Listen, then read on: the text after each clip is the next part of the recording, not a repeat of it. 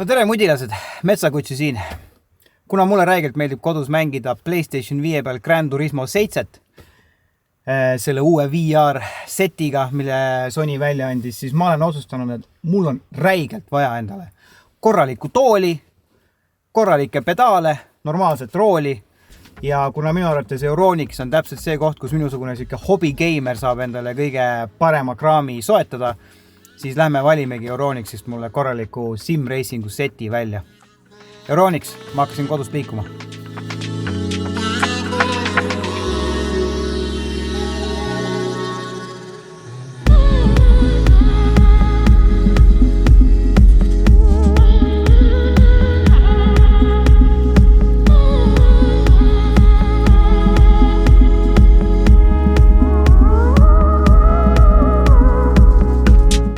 Nii, oleme jõudnud Tammsaare Euronics'is, kõige kõvem Tammsaare Euronicsi geimer on siin, kes aitab kohe mind igasugustes küsimustes. Ühesõnaga, ma nagu mõtlesin, et ma tahaks hakata kodus hobikorras veits mängima, ma mingiks professionaalseks sim-racingu vendaks kindlasti ei hakka.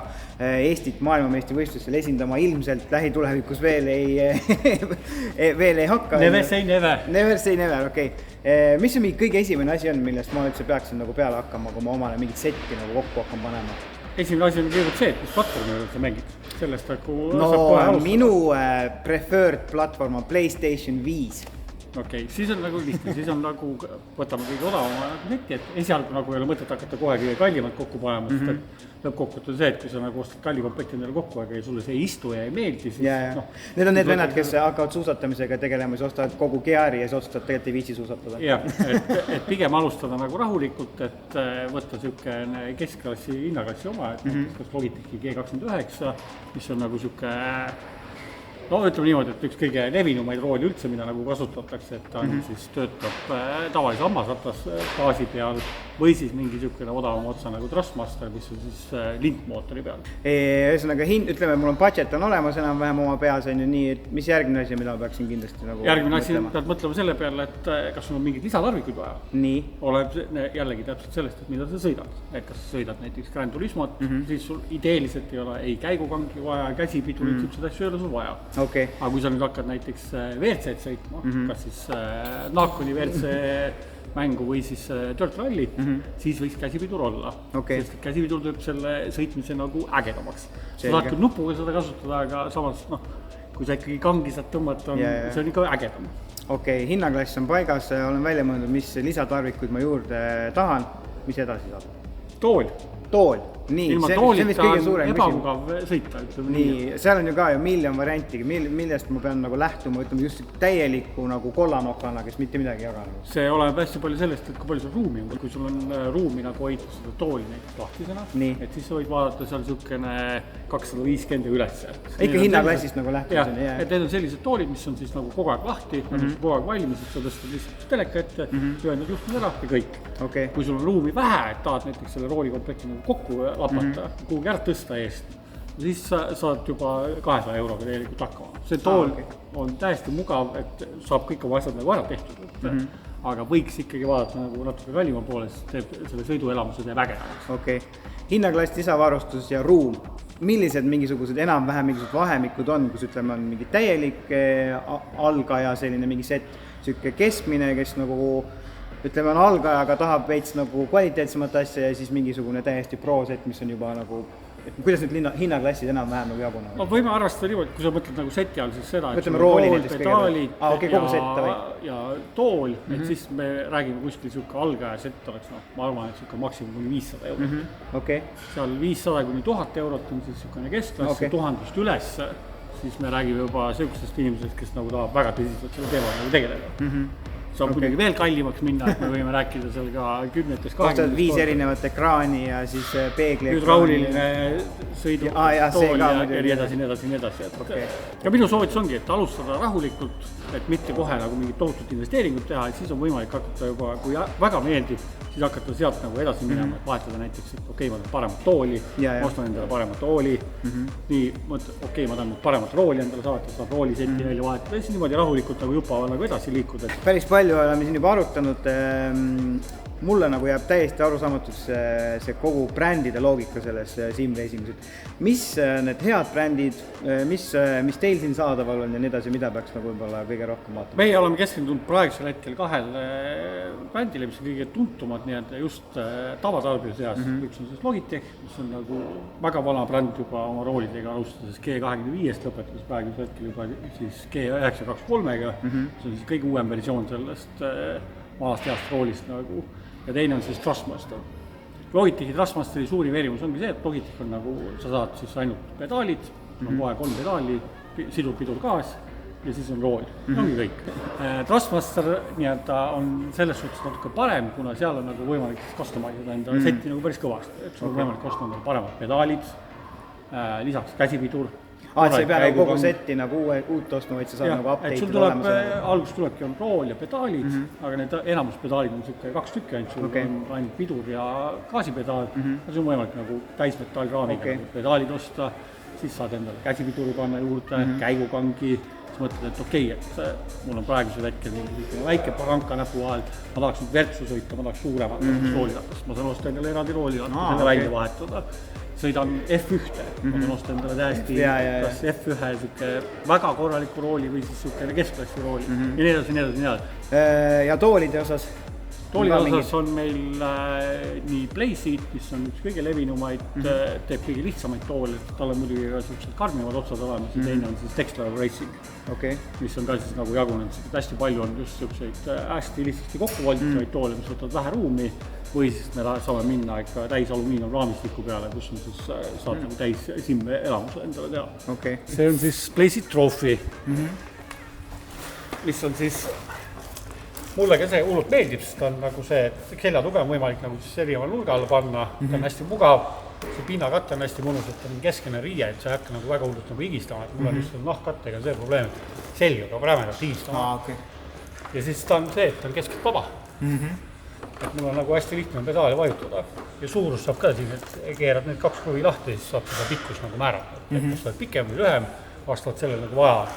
Aga siin on lihtsalt see, et kuna ta on nii palju pikem, et siis ta päris nagu sükstele väikestele lastele nagu hullult ei sobi. Et tal lihtsalt pedaalid jäävad nii kaugele, et ta lihtsalt ei ulatu. Siis pedaali nagu kõrgust on võimalik ka määrata, et kas ta on hästi kõrge või on nagu madal. Ma valisin välja siis selle Playseat Trophy tooli ja siis Trustmaster GT2 rooli. Mis sa ütled selle valiku kohta? Väga hea valik on, kusjuures. See on juba väga tugev keskklass, et sealt järgmine samm ongi sul ainult minna siis maailmameistrivõistlustele.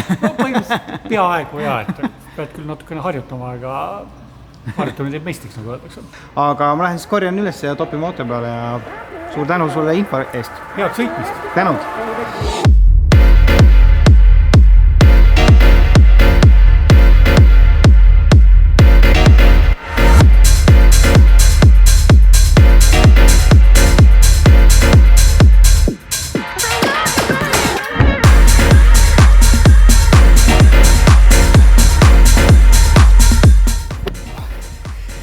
Pakid käes, sõidame koju ja hakkame pakkama. Ma mõtlen ausalt, pakid on väiksemad, kui ma oleks arvanud.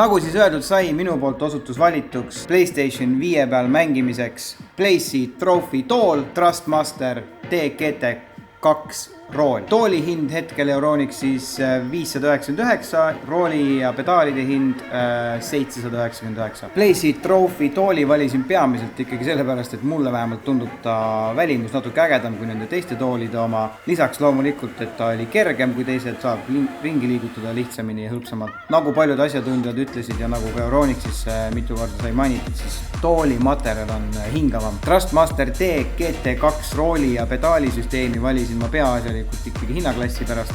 Tahtsin, et oleks natukene tummisem, aga mitte liiga palju ja samas ei tahtnud ka liiga selliste algajale suunatud rooli. Lisaks, kuna ma ikkagi mängin juba ainult Gran Turismot PlayStation 5 peal, see konkreetne rool on PlayStation 5 ja Gran Turismo jaoks spetsiaalselt ja ametlikult litsenseeritud, nii et peaks nagu justkui paremini koos töötama ja peaks olema nagu igatepidi ägedam. Nii, aga prooviks siis selle täislaks seti nüüd ära, mis mul siin kokku on kogunenud.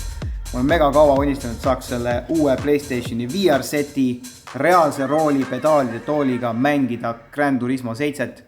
Nii et proovime ära. Let's go! Oh my god! Okei, see on mega sür. See rool on, ma tunnen nagu literaali selle auto raskust ja auto kaalu ja asfaldi tekstuuri läbi nagu kogu oma keha. Jõhker, mis asja nagu.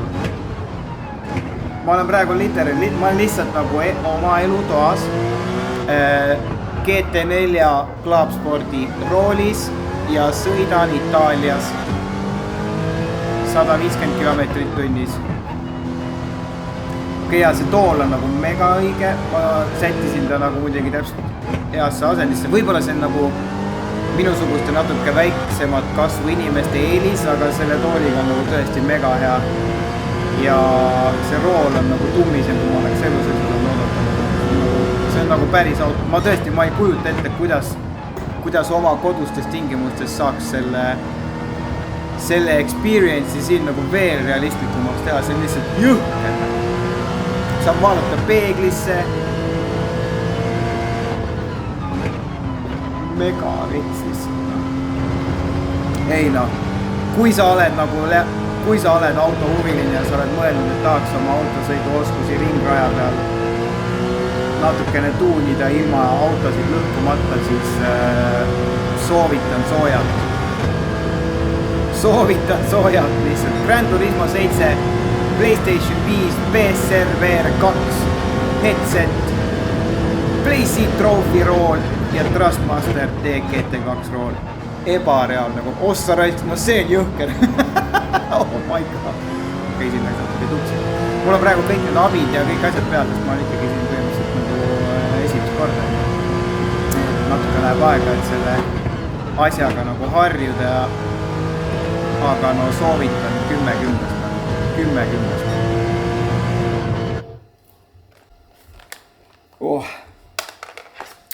Kui sa oled mõelnud, et tahaks oma sõiduoskusi nädalavahetustel natukene lihvida, tahaks ennast reaalsest elust võib-olla nädalavahetustel korraks välja lülitada, oled mõelnud, et tegelikult oleks päris lahe nagu mingi simreisingu set endale võtta, aga noh, täpselt ei tea, kas ikka tasub ja bla bla. Mina soovitan kindlalt ära oota, võta ära. Omalt poolt veel soovitan juurde seda PlayStation uut VR seti, see nagu on see viimane lihv, mis annab selle tõsiselt realistliku kogemuse.